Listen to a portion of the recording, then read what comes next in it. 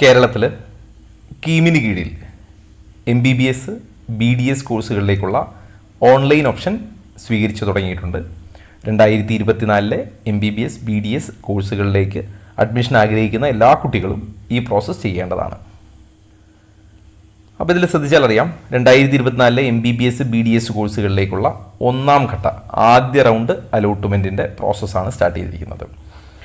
അപ്പോൾ ഇതിൽ NEET qualify ആയ കുട്ടികളുടെ മെഡിക്കൽ റാങ്ക് കേരളത്തിൽ പബ്ലിഷ് ചെയ്തിട്ടുണ്ട്. അപ്പോൾ ആ ലിസ്റ്റിൽ ഉൾപ്പെട്ടിരിക്കുന്ന കുട്ടികൾക്ക് മാത്രമാണ് ഈ ഓപ്ഷൻ രജിസ്റ്റർ ചെയ്യാൻ പറ്റുക. അതിനുവേണ്ടി നിങ്ങൾ c.kerala.gov.in എന്നുള്ള സൈറ്റിൽ 26/8/2024 അതായത് ഓഗസ്റ്റ് 26 11:59 PM വരെ ഇതിനുള്ള സൗകര്യം ഉണ്ടാവും. ഇനി ആ ഓഗസ്റ്റ് 26 രാത്രി 11:59 വരെ ലഭ്യമാകുന്ന ഓപ്ഷനുകളുടെ അടിസ്ഥാനത്തിൽ 27/8 ഒരു ടെമ്പററി പ്രൊവിഷണൽ അലോട്ട്മെൻറ്റ് പബ്ലിഷ് ചെയ്യും. 29 അതിൻ്റെ ഫൈനൽ അലോട്ട്മെൻറ്റ് ലിസ്റ്റും പബ്ലിഷ് ചെയ്യും. ഇനി അതിൻ്റെ ഡേറ്റ് ഷെഡ്യൂൾ നോക്കുക. 21 ഓഗസ്റ്റ് 21 MBBS BDS കോഴ്സുകളിലേക്കുള്ള ഓപ്ഷൻ രജിസ്റ്റർ ചെയ്യാനുള്ള സൗകര്യം സ്റ്റാർട്ട് ചെയ്യുന്നു. 26 രാത്രി 11:59 അതിനുള്ള സൗകര്യം അവസാനിക്കും.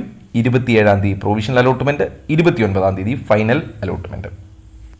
ഇനി ഓഗസ്റ്റ് 30 തുടങ്ങി സെപ്റ്റംബർ 5 വൈകിട്ട് 4 മണി വരെ അലോട്ട്മെൻറ്റ് കിട്ടിയ കുട്ടികൾ അവരുടെ മെമ്മോയിൽ പറഞ്ഞിരിക്കുന്ന കമ്മീഷണർക്ക് അടയ്ക്കേണ്ട ഫീസ് ഓൺലൈൻ പേയ്മെൻറ്റോ അല്ലെങ്കിൽ ഹെഡ് പോസ്റ്റ് ഓഫീസ് വഴിയോ അടച്ചതിന് ശേഷം കോളേജിൽ ഹാജരാവണം.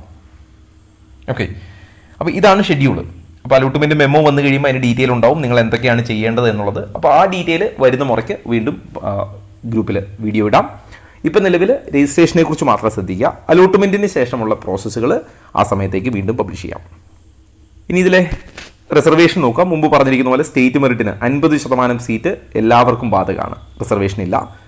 EWS കാറ്റഗറിക്ക് 10%. പിന്നെ OEC കാറ്റഗറി, SCBC കാറ്റഗറി എല്ലാം കൂടെ ചേർത്ത് 30% ഉണ്ട്. അതായത് ഈഴവ 9%, മുസ്ലിം 8%, backward Hindu 3%, Latin 3%, Dheevara 2%, Vishwakarma 2%, Kusavan category 1%, backward Christian 1%, Kudumbi category 1%, പിന്നെ SC കാറ്റഗറി 8, ST കാറ്റഗറി 2. അതുപോലെ ശ്രദ്ധിക്കുക, പാലക്കാട് ഗവൺമെൻറ് മെഡിക്കൽ കോളേജിലെ 70% സീറ്റ് ST കാറ്റഗറിക്ക്, SC കാറ്റഗറിക്കും 2% ST കാറ്റഗറിക്കും ആയിരിക്കും. അങ്ങനെ 70% SCക്കും 2% STക്കും. State merit 13%, all India quota 15% ആയിരിക്കും. അപ്പോൾ അതിൽ ഈ ഓൾ ഇന്ത്യ കോട്ട MCC വഴി പോകും. ബാക്കി ഈ 70%, ഈ 2%, 13% കീമ് വഴി നടക്കും. അതേപോലെ കൊല്ലം മെഡിക്കൽ കോളേജിൽ ESI കുട്ടികൾക്ക് 35%, അത് MCC വഴിയാണ്. ഓൾ ഇന്ത്യ 15%, അതും MCC വഴിയാണ്. ഇതിൽ 50% സീറ്റ് മാത്രമാണ് ഫില്ല് ചെയ്യുക, കീമ് ഫില്ല് ചെയ്യുക ഈ 50%. അതുപോലെ ശ്രദ്ധിക്കുക, ന്യൂനപക്ഷ പദവിയുള്ള, അതായത് സെൽഫ് ഫിനാൻസിങ് കോളേജിലെ മൈനോറിറ്റി കോട്ടയിലേക്ക് മെഡിക്കലിനോ അല്ലെങ്കിൽ MBBSനോ BDSനോ അപേക്ഷിക്കുന്ന കുട്ടികൾ, അതേപോലെ NRI സീറ്റിലേക്ക് അപേക്ഷിക്കുന്ന കുട്ടികളൊക്കെ ഈ ഓപ്ഷനിൽ തന്നെ, ഈ റൗണ്ടിൽ തന്നെ ഓപ്ഷൻ കൊടുക്കേണ്ടതാണ്. അല്ലാതെ പിന്നീടല്ല, എല്ലാവരും ഈ ഓപ്ഷനിൽ, അതായത് ഓപ്പൺ കോട്ടയിലും എല്ലാവരും ഈ റൗണ്ടിൽ തന്നെ ഓപ്ഷൻ കൊടുക്കേണ്ടതാണ്. അപ്പോൾ എങ്കിൽ മാത്രമേ അവരെ പരിഗണിക്കൂ. അല്ലാതെ ആദ്യ റൗണ്ടിൽ പങ്കെടുക്കാത്ത ഒരാളെയും രണ്ടാമത്തെ റൗണ്ടിൽ പരിഗണിക്കില്ല. ഇതിൻ്റെ ഫീസ് ഷെഡ്യൂൾ നോക്കുക. MBBSൻ്റേത് 23,150 ഗവൺമെൻറ് മെഡിക്കൽ കോളേജിൽ. BDSന് അത് 20,840 രൂപ. 23,150 MBBSനും 20,840 BDSനുമാണ്. എന്നാൽ സെൽഫ് ഫിനാൻസിങ് കോളേജിൽ പലയിടത്തും പല സീറ്റാണ്. ഇപ്പോൾ KMCTയിൽ 7,68,880. പുഷ്പഗിരി തുടങ്ങി ഇങ്ങോട്ട് കുറേ കോളേജുകൾക്ക് 7,77,179. പുഷ്പഗിരി, അമല, ജൂബിലി, മലങ്കര, ട്രാവൻകൂർ ഒക്കെ, ബിലീവേഴ്സ് ഒക്കെ അങ്ങനെ തന്നെയാണ്. എന്നാൽ ഇവിടെയെല്ലാം NRI സീറ്റിന് 20,86,400 രൂപയാണ്. ഇതിൽ ചെറിയ വേരിയേഷൻ വരും, കാരണം ഇത് കഴിഞ്ഞ വർഷത്തെ ഫീസിനെ വെച്ചിട്ടാണ്. ഈ വർഷം അപ്ഡേഷൻ വരുന്നവർക്ക് ചെറിയ വേരിയേഷൻ പ്രതീക്ഷിക്കാം. ഈ സെൽഫ് ഫിനാൻസിങ് കോളേജിൽ അതേപോലെ തന്നെ ബാക്കി ഈ സോമർവെല്ല്, ട്രാവൻകൂർ വരെ നമ്മൾ പറഞ്ഞു, ബിലീവേഴ്സ്, സോമർവെല്ല്, മലബാർ ഒക്കെ ഇത് തന്നെയാണ് ഫീസ്. എന്നാൽ ശ്രീഗോകുലത്തിൽ 7,34,152 രൂപയാണ്. സെൽഫ് ഫിനാൻസിങ് കാറ്റഗറിയിൽ ഏറ്റവും കൂടിയ ഫീസ് DM വയനാടാണ്, 8,44,551 രൂപ. ഏറ്റവും കുറഞ്ഞ ഫീസ് PK ദാസിലാണ്, 7,05,805 രൂപയും. ബാക്കിയെല്ലാം ഏകദേശം 7,77,179 രൂപ അടുത്താണ്. അതുപോലെ സെൽഫ് ഫിനാൻസിങ് BDSൽ എല്ലാ കോളേജുകളിലും 3,30,940 രൂപയാണ്. എന്നാൽ NRIക്ക് അത് 6 ലക്ഷം രൂപയാണ്. അപ്പോൾ ഇതിൽ ഞാൻ നേരത്തെ പറഞ്ഞു, ഇതിൽ ചെറിയ അപ്ഡേഷൻ വരാം വിധി വരുന്നതിനനുസരിച്ച്. ഇനി ഓപ്ഷൻ രജിസ്ട്രേഷൻ ഫീസ് നോക്കാം. MBBS BDS കോഴ്സ് പ്രവേശനത്തിന് ഈ ഘട്ടത്തിൽ ഓപ്ഷൻ രജിസ്ട്രേഷൻ ചെയ്യാൻ ആഗ്രഹിക്കുന്ന കുട്ടികൾ 5000 രൂപ പ്രവേശന കമ്മീഷർക്ക് ഓപ്ഷൻ രജിസ്ട്രേഷൻ ഫീ ആയിട്ട് അടയ്ക്കണം. എങ്കിൽ മാത്രമാണ് നിങ്ങൾക്ക് ഓപ്ഷൻ രജിസ്റ്റർ ചെയ്യാൻ പറ്റുക. അപ്പോൾ 5000 രൂപ നിങ്ങൾ രജിസ്ട്രേഷൻ ഫീ കൊടുക്കണം. ഇത് റീഫണ്ടബിൾ ആണ്. അതായത് അലോട്ട്മെൻറ്റ് കിട്ടിയ പ്രവേശനം നേടുന്ന കോഴ്സിൻ്റെ ട്യൂഷൻ ഫീസിൽ ഈ തുക വകയിരുത്തിക്കൊള്ളും. ഇനി നേരെ തിരിച്ച് നിങ്ങൾക്ക് അലോട്ട്മെൻറ്റ് കിട്ടിയില്ല എന്ന് വിചാരിക്കുക. അപ്പോൾ നിങ്ങൾക്ക് എന്ത് ചെയ്യും? ഇത് റീഫണ്ട് ആവുകയും ചെയ്യും. അതുപോലെ SC ST OEC കാറ്റഗറിക്കൊക്കെ 500 രൂപ അടച്ചാൽ മതി. ഈ 5000-ന് പകരം അവർ 500 രൂപ അടച്ചാൽ മതി. അതും അവരുടെ ഫീസിൽ വകയിരുത്തിക്കൊള്ളും. ഇനി ടോക്കൺ ഫീയെ കുറിച്ച് നോക്കാം. ഇത് അലോട്ട്മെൻറ്റ് കിട്ടിയതിന് ശേഷമാണ്. ഇപ്പോൾ MBBS BDS കോഴ്സിന്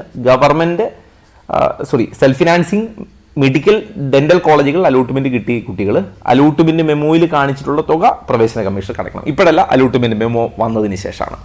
എന്നാൽ ഗവൺമെൻറ് മെഡിക്കൽ കോളേജിലോ ഡെന്റൽ കോളേജിലോ അഡ്മിഷൻ കിട്ടുന്ന കുട്ടികൾ ഈ പറഞ്ഞ ഫീ മുഴുവൻ, അതായത് നമ്മൾ നേരത്തെ ഗവൺമെൻറ് കോളേജിലെ ഫീ പറഞ്ഞു, അത് മുഴുവൻ അടയ്ക്കേണ്ടതാണ്. എന്നാൽ നേരെ തിരിച്ച് ഇപ്പോൾ ഈ അലോട്ട്മെൻറ്റ് ലഭിക്കുന്ന SC ST അല്ലെങ്കിൽ OEC കുട്ടികളുടെ OEC കാറ്റഗറിയിൽപ്പെട്ട കുട്ടികളൊക്കെ ആനുകൂല്യങ്ങൾക്ക് അർഹരാണെങ്കിൽ അവർക്ക് അതിൽ പറഞ്ഞ ടോക്കൺ ഫീ അടയ്ക്കേണ്ടതില്ല. അതായത് ഈ പറയുന്ന ടോക്കൺ ഫീ അവർക്ക് നില്ലാണ് അവിടെ കാണിക്കുക. അവർ ഫീ അടയ്ക്കേണ്ടതില്ല. അലോട്ട്മെൻറ്റ് മെമ്മോ വന്നതിന് ശേഷം നോക്കിയാൽ അവർക്ക് ടോക്കൺ ഫീ, അതായത് ഈ SC ST കാറ്റഗറി അല്ലെങ്കിൽ OEC കാറ്റഗറി ടോക്കൺ ഫീ അടയ്ക്കേണ്ടതില്ല, നില്ല എന്നാണ് കാണിക്കുക. എന്നാൽ ഇതേ കാറ്റഗറി കുട്ടികൾ സെൽഫ് ഫിനാൻസിങ് കോളേജിലെ മൈനോറിറ്റിയോ NRIയോ സെലക്ട് ചെയ്താൽ, സ്റ്റേറ്റ് മെറിറ്റ് പ്രശ്നമല്ല, സ്റ്റേറ്റ് മെറിറ്റ് ചൂസ് ചെയ്യുമ്പോൾ പ്രശ്നമല്ല. എന്നാൽ മൈനോറിറ്റിയോ NRIയോ നിങ്ങൾ ചൂസ് ചെയ്താൽ നിങ്ങൾക്ക് ടോക്കൺ ഫീ അടയ്ക്കണം. ഒരു ഫീസ് അളവും ഉണ്ടാവില്ല. നമ്മൾ നേരത്തെ പറഞ്ഞ 7,77,000 അല്ലെങ്കിൽ 3.5 ലക്ഷം രൂപ, അല്ലെങ്കിൽ NRI ആണെങ്കിൽ 20 ലക്ഷം രൂപ അത് അടയ്ക്കേണ്ടി വരും. അതിൽ ആനുകൂല്യം ഉണ്ടാവില്ല. ഇനി പ്രത്യേകം ശ്രദ്ധിക്കേണ്ട കാര്യങ്ങൾ. MBBS BDS കോഴ്സുകളിൽ ഈ ഘട്ടത്തിൽ അലോട്ട്മെൻറ്റ് കൊടുത്തിട്ടുള്ള കോളേജുകളിൽ പ്രവേശനം വേണമെങ്കിൽ ഈ ഘട്ടത്തിൽ തന്നെ നിങ്ങൾ ഓപ്ഷനിൽ കൊടുക്കണം. അതായത് ഈ ഘട്ടത്തിലുള്ള കോളേജുകളിൽ ഇപ്പോൾ 12 ഗവൺമെൻറ് മെഡിക്കൽ കോളേജും ഏകദേശം 17ഓളം സെൽഫ് ഫിനാൻസിംഗും ഇതിൽ കാണിച്ചിട്ടുണ്ട്. MBBSന് BDSന് അതുപോലെ 20ഓളം സെൽഫ് ഫിനാൻസിങ്ങും 6ഓളം ഗവൺമെൻറ് കോളേജും. അപ്പോൾ ഈ കോളേജുകളിൽ ഈ ഘട്ടത്തിൽ തന്നെ കൊടുക്കണം. ഈ ലിസ്റ്റിൽ പറഞ്ഞിരിക്കുന്ന ഏതെങ്കിലും കോളേജ് നിങ്ങൾ ഓപ്ഷൻ കൊടുത്തിട്ടില്ല എങ്കിൽ അടുത്ത റൗണ്ടിൽ നിങ്ങൾക്ക് ആ ഓപ്ഷൻ കൊടുക്കാൻ പറ്റില്ല. അപ്പോൾ നിങ്ങൾക്ക് കിട്ടിയാൽ പോകുമെന്നുള്ള എല്ലാ കോളേജും ഈ റൗണ്ടിൽ തന്നെ കൊടുത്തിടുക. അടുത്ത റൗണ്ടിൽ നിങ്ങൾക്ക് കോളേജ് ആഡ് ചെയ്യാൻ പറ്റില്ല. പുതിയതായി കോളേജ് വന്നാൽ മാത്രമാണ് ആഡ് ചെയ്യാൻ പറ്റുക, ഇല്ലെങ്കിൽ ആഡ് ചെയ്യാൻ പറ്റില്ല. പുതിയ ഓപ്ഷൻ കൊടുക്കാൻ പറ്റില്ല. ഇനി അലോട്ട്മെൻറ്റ് കിട്ടിയിട്ട് ആ പറയുന്ന തീയതിക്കുള്ളിൽ നിങ്ങൾ പ്രവേശനം നേടിയില്ലെങ്കിൽ ആ അലോട്ട്മെൻറ്റ് പോവും, നഷ്ടപ്പെടും. കൂടാതെ അടുത്ത റൗണ്ടുകളിൽ പങ്കെടുപ്പിക്കുകയില്ല. അതുകൊണ്ട് ശ്രദ്ധിച്ചു വേണം ഓപ്ഷൻ കൊടുക്കാൻ. അതേപോലെ അലോട്ട്മെൻറ്റ് കിട്ടിയാൽ നിങ്ങൾ ജോയിൻ ചെയ്യുമെന്ന് ഉറപ്പുള്ള കോഴ്സും കോളേജും മാത്രമേ ഈ ഓപ്ഷനിൽ കൊടുക്കാവൂ. അത് ശ്രദ്ധിക്കുക. അതേപോലെ സെൽഫ് ഫിനാൻസിങ് മെഡിക്കൽ ഡെന്റൽ കോളേജുകളിലെ 2024-25 വർഷത്തെ ഫീസ് കൺഫേം ചെയ്തിട്ടില്ല. അതുകൊണ്ട് 2023-24 വർഷത്തെ ഫീസാണ് ഇപ്പോൾ തൽക്കാലം അടയ്ക്കേണ്ടത്. അതാണ് ഞാൻ മുമ്പ് കാണിച്ച ഫീസ്. അപ്പോൾ ഇതിൽ കോടതി വിധി വരുന്ന മുറയ്ക്ക് നിങ്ങൾ ആ ഫീസിൻ്റെ ചെറിയ വ്യത്യാസമുണ്ടായാൽ അത് അടയ്ക്കേണ്ടി വരും. ഇനി പല കാരണങ്ങൾ കൊണ്ട് റാങ്ക് ലിസ്റ്റ് ഫലം വിത്ത് ഹെൽഡ് കാണിച്ചിരിക്കുന്ന കുട്ടികൾക്ക് ഓപ്ഷൻ കൊടുക്കാം. എന്നാൽ ഈ പറഞ്ഞ 24-ാം തീയതി വൈകിട്ട് 3 മണിക്ക് മുമ്പ് നിങ്ങളുടെ റിസൾട്ട് പബ്ലിഷ് ചെയ്യാനുള്ള രേഖ ഏതാണോ നിങ്ങൾ കൊടുക്കാത്തത് അത് കൊടുത്ത് നിങ്ങളുടെ കാൻഡിഡേറ്റ് പോർട്ടലിലെ ഡിഫക്റ്റുകൾ ഒഴിവാക്കി വയ്ക്കുക. ഇല്ലെങ്കിൽ അവരെ പരിഗണിക്കില്ല. അതേപോലെ NRI കോട്ട പ്രവേശനത്തിന് കാലാവധി കഴിഞ്ഞതോ കഴിയാറായതോ ആയ വിസ ഓൺലൈൻ അപേക്ഷയോടൊപ്പം കൊടുത്തിട്ടുള്ള കുട്ടികളുണ്ടാവും. അപ്പോൾ അവരെന്ത് ചെയ്യണം? തൽക്കാലത്തേക്ക് സ്പോൺസർ എന്നുള്ള സത്യവാങ്മൂലമാണ് കൊടുത്തിരിക്കുന്നത്. ഓക്കെ, അത് വേണമെങ്കിൽ നിങ്ങൾക്ക് ചെയ്യാം. വിദ്യാർത്ഥികൾക്ക് ഓപ്ഷൻ സമർപ്പിക്കാം. ഇത്തരം വിദ്യാർത്ഥികൾ പ്രവേശന പരീക്ഷാ കമ്മീഷൻ നിശ്ചയിച്ചിരിക്കുന്ന MBBS BDS കോഴ്സുകളിലേക്കുള്ള 3ാം റൗണ്ട് അലോട്ട്മെൻറ്റിനുള്ളിൽ, ഓക്കെ, അപ്പോൾ ആ പറയുന്ന 3ാം ഘട്ട അലോട്ട്മെൻറ്റിന് ഓപ്ഷൻ സമർപ്പണം തുടങ്ങുന്ന ആ സമയത്തിന് മുമ്പ് കാലാവധിയുള്ള വിസ അല്ലെങ്കിൽ അക്നോളജ്മെൻറ്റ് സമർപ്പിച്ചിട്ടില്ലെങ്കിൽ NRI കാറ്റഗറിയും ആ കാറ്റഗറിയിൽ കിട്ടിയ അഡ്മിഷനും റദ്ദാവുന്നതാണ്. അപ്പോൾ നിലവിൽ എന്തെങ്കിലും ഒരു ഡിഫക്റ്റ് ഉണ്ടെങ്കിൽ തൽക്കാലത്തേക്ക് നിങ്ങൾക്ക് എന്ത് ചെയ്യാം? ഒരു സത്യവാങ്മൂല അഫിഡവിറ്റ് കൊടുക്കാം. പക്ഷേ 3ാമത്തെ റൗണ്ടിൻ്റെ മുമ്പ് നിങ്ങൾ ഒറിജിനൽ ഡോക്യുമെൻ്റ് അല്ലെങ്കിൽ വാലിഡ് ഡോക്യുമെൻ്റ് സബ്മിറ്റ് ചെയ്യേണ്ടി വരും. ഇനി നിങ്ങൾ അവിടുത്തെ ലിസ്റ്റ് ഓഫ് മെഡിക്കൽ കോളേജസ് നോക്കുക. ഏകദേശം 12ഓളം ഗവൺമെൻറ് കോളേജുകൾ കൊടുത്തിട്ടുണ്ട്. അതേപോലെ 17ഓളം സെൽഫ് ഫിനാൻസിങ് കോളേജ് കൊടുത്തിട്ടുണ്ട്. 6ഓളം BDS കോളേജുണ്ട്. 20ഓളം സെൽഫ് ഫിനാൻസിങ് BDS കോളേജുമുണ്ട്. അപ്പോൾ ഈ ലിസ്റ്റ് ഞാൻ ജസ്റ്റ് ഒന്ന് ഇതിൽ കാണിച്ചിട്ടുണ്ട്. അപ്പോൾ ഓൾമോസ്റ്റ് അലോട്ട്മെൻറ്റ് സമർപ്പിക്കുന്നതുമായിട്ട് ബന്ധപ്പെട്ട എല്ലാ കാര്യങ്ങളും പറഞ്ഞിട്ടുണ്ട്. ഇനി ഞാൻ ഓൾറെഡി കമ്മ്യൂണിറ്റിയിൽ ലാസ്റ്റ് റാങ്ക് ഡീറ്റെയിൽസ് പോസ്റ്റ് ചെയ്തിരുന്നു. നിങ്ങൾക്ക് ഏകദേശം മനസ്സിലാവും എവിടെയാണ് നിങ്ങൾക്ക് കിട്ടുക എന്ന്. ഓക്കെ, നിങ്ങൾക്ക് ഏത് കിട്ടും എന്നുള്ളതിലുപരി നിങ്ങൾക്ക് ഏറ്റവും ഇഷ്ടമുള്ള കോളേജ് പ്രത്യേകം ശ്രദ്ധിക്കുക. ഏറ്റവും ഇഷ്ടമുള്ള കോളേജാണ് നിങ്ങൾ ആദ്യം വെക്കേണ്ടത്, അല്ലാതെ നിങ്ങൾക്ക് കിട്ടാൻ സാധ്യതയുള്ളതല്ല. നിങ്ങൾക്ക് കോഴിക്കോട് മെഡിക്കൽ കോളേജാണ് ഏറ്റവും ആദ്യം വേണ്ടതെങ്കിൽ കോഴിക്കോട് മെഡിക്കൽ കോളേജ് ആദ്യം തന്നെ വെക്കാം. അതിനുശേഷം നിങ്ങൾക്ക് ട്രിവാൻഡ്രം വയ്ക്കാം, നിങ്ങളുടെ ഇഷ്ടം പോലെ വയ്ക്കാം, എത്ര ഓപ്ഷൻ വേണമെങ്കിലും വയ്ക്കാം, അതിൽ പ്രശ്നമില്ല. പക്ഷേ കിട്ടിയാൽ പോകുമെന്ന് ഉറപ്പുള്ള കോളേജേ വെക്കാവൂ. ഓക്കെ, നിങ്ങൾക്ക് ഏറ്റവും ഇഷ്ടമുള്ള കോളേജാണ്, നിങ്ങളുടെ റാങ്കിനനുസരിച്ചുള്ള കോളേജ് അല്ല വെക്കേണ്ടത്, അതും ശ്രദ്ധിക്കുക. ഇനി ഗവൺമെന്റ് മെഡിക്കൽ കോളേജ് വേണമെങ്കിൽ നിങ്ങൾക്ക് അതാണ് ഏറ്റവും നല്ലത്, ഏറ്റവും ആദ്യം വയ്ക്കുക. അതിനുശേഷം നിങ്ങൾക്ക് സെൽഫ് ഫിനാൻസിങ് കോളേജ് വേണമെങ്കിൽ വയ്ക്കാം, സെൽഫ് ഫിനാൻസിങ്ങിൽ കിട്ടിയാൽ പോകുമെങ്കിൽ. ഇനി സെൽഫ് ഫിനാൻസിങ് മേലേക്ക് കയറ്റി വെച്ച് ഗവൺമെന്റ് താഴെയൊന്നും ഇടരുത്. അതിന്റെ റീസൺ, നിങ്ങൾക്ക് ഗവൺമെന്റ് കിട്ടാൻ സാധ്യത ഉണ്ടെങ്കിൽ പോലും നിങ്ങളുടെ ഒന്നാമത്തെ ഓപ്ഷൻ കിട്ടിയാൽ ബാക്കിയുള്ള എല്ലാ ഓപ്ഷൻസും, ഇപ്പം നിങ്ങളൊരു 20 ഓപ്ഷൻ കൊടുത്തു എന്ന് വിചാരിക്കാം, നിങ്ങളുടെ 10ാമത്തെ ഓപ്ഷൻ കിട്ടിയാൽ പിന്നെ റിമൈനിങ് മേലെയുള്ള 9 ഓപ്ഷനെ ബാക്കി ഉണ്ടാവും. ബാക്കി എല്ലാ ഓപ്ഷനും നഷ്ടപ്പെടും. അതുകൊണ്ട് ശ്രദ്ധിച്ച് വേണം ഓപ്ഷൻ വയ്ക്കാൻ. താഴെ നിന്ന് മേലേക്കാണ് അപ്ഗ്രേഡ് ചെയ്ത് പോകേണ്ടത്. അവർ നിങ്ങളുടെ ഒന്നാമത്തെ ഓപ്ഷൻ തരികയാണെങ്കിൽ നിങ്ങളുടെ ഫൈനൽ കഴിഞ്ഞു, നിങ്ങൾക്ക് പിന്നെ ഒരു ഓപ്ഷൻ ഇല്ല, അത് എടുത്തേ പറ്റൂ. നിങ്ങളുടെ 2ാമത്തെ ഓപ്ഷനാണ് തരുന്നതെങ്കിൽ അപ്പോഴും നിങ്ങളുടെ 1ാമത്തെ ഓപ്ഷൻ മേലെ നിൽക്കും. അപ്പോൾ നിങ്ങൾക്ക് അതിനെ വേണമെങ്കിൽ കൺഫേം ചെയ്ത് അടുത്ത റൗണ്ടിലും പാർട്ടിസിപ്പേറ്റ് ചെയ്യാം. അപ്പോൾ അത് ശ്രദ്ധിച്ചിട്ടേ ചെയ്യാവൂ.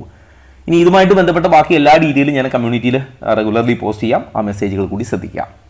എൻട്രൻസ് സംബന്ധമായ വാർത്തകളും അപ്ഡേഷനുകളും ഏറ്റവും വേഗം ആധികാരികമായി അറിയാൻ സബ്സ്ക്രൈബ് ചെയ്യുക, ബെൽ ഐക്കൺ അമർത്തുക. ഈ വീഡിയോ മറ്റു സുഹൃത്തുക്കളിലേക്കും ഷെയർ ചെയ്ത് നൽകുക.